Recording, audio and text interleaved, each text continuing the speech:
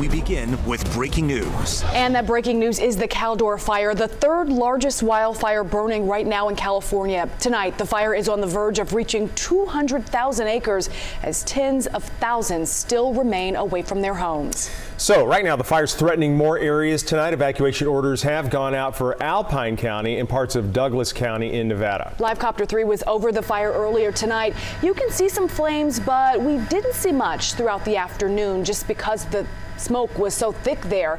According to CAL FIRE, 199,000 acres have burned since that fire started 2.5 weeks ago.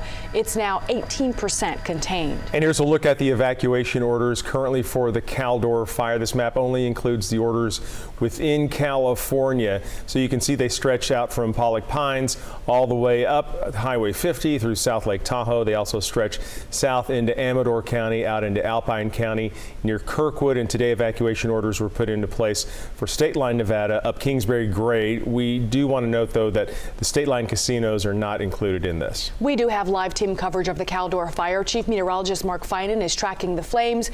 But we start with Melanie Wingo, who is live in Sly Park area of El Dorado County. Melanie? And we are at Sly Park Recreation Area because this is where we could find a live Wi-Fi signal to bring you this report. That has been one of the challenges up here. As you can imagine, during the Caldor fire throughout its entirety is finding a reliable place to communicate with everyone in our viewing audience and then also get signals out. We know that that's been a challenge for emergency crews as well as news crews, and we are no exception. So we found this location here at Sly Park.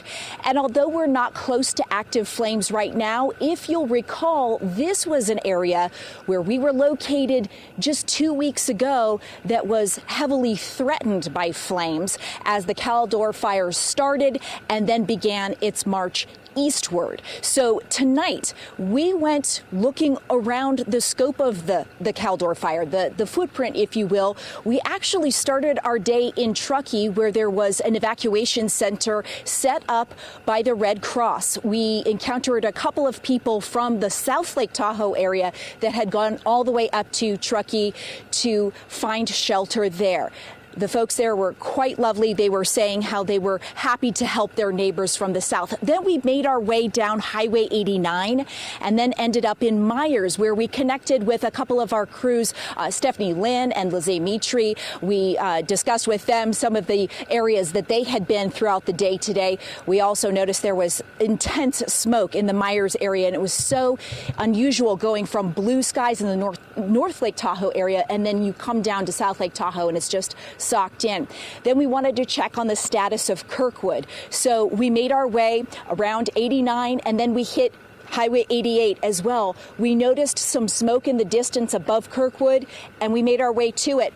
There we encountered a stand of trees, intense flames, rocks falling down from that steep slope and hillside. And we also noticed something interesting on the ground. We saw dozer marks. We saw lots of timber off to the side of the road and a lot of wood chips and wood shrapnel, if you will, that was littered all across the road. We know that crews have been doing their best to keep the area safe. There was fire on both sides of Highway 88, and then we went searching for our self signal to bring this report to you tonight.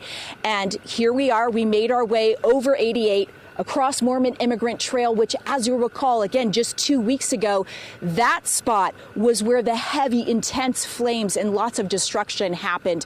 And now we are here back at the Sly Park Recreation Area. Coming up in just a little bit here on KCRA 3, we are going to show you some of what we encountered along the way. And I apologize, we don't have that video for you right now. Again, we're challenged by the technology in getting that video to you, but we know we'll have it to you a little bit later in this newscast. So Brandy and Golston, for now, I'll send it back to you. All right, Melanie, thanks a lot for that update and, of course, that explanation.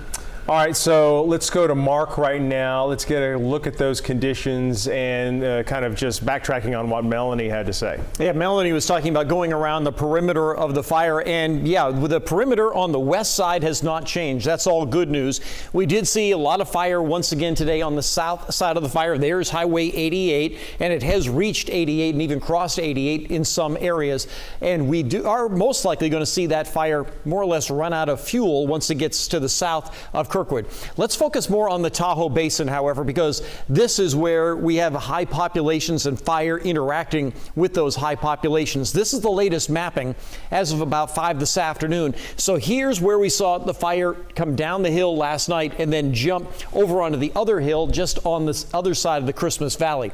Now, if you notice where the fire line is, well, we've heard reports today that there isn't any damage to homes along Highway 89.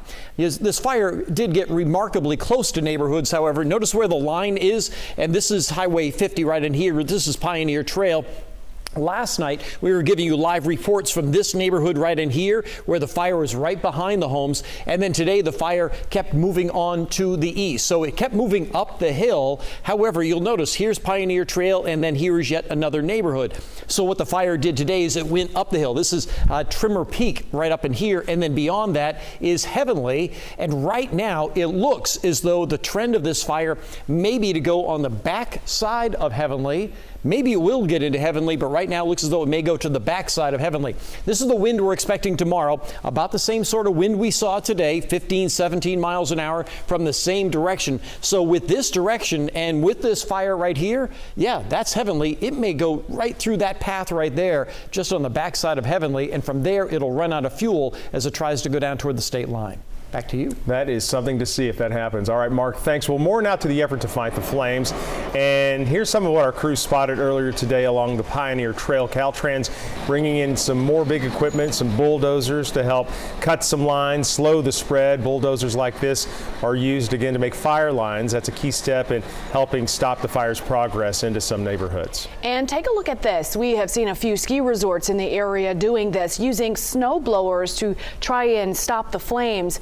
The blowers are shooting water onto the mountainside, hopefully making it a bit harder to burn there, for fire to burn in that area. No word tonight, though, on if any of the resorts have seen any damage from the fire. Well, we've been getting calls and emails about the status of the Kirkwood Resort. We've had our eye on it for the past couple of days, and here we are again today. Live Copter 3 up over that area today. You can see the flames not far away, burning in some trees and in some granite, but as we zoom out and tilt the camera down, you can get a sense where Kirkwood is from the fire. The granite will be slowing the progress of the fire. That's good news. Officials tell us that there is no damage to homes, condos, or the ski lifts there, and CAL FIRE's been using planes and helicopters to slow the spread towards that resort. Many evacuees have been forced from their homes for weeks now. We stopped by the Rolling Hills Church. This is in El Dorado Hills. The Red Cross is helping to support those who are waiting for word on if they have a home to return to. It was raining or snowing ash, and it smelled like a bad fire pit, and that's not a good feeling to wake up to.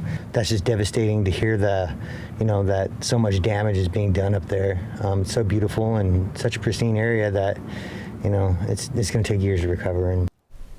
And so now we want to show you this. This is what it looks like in South Lake Tahoe today. The streets of the city empty. The city of 22,000, not including tourists, was evacuated yesterday as the fire started to grow nearer.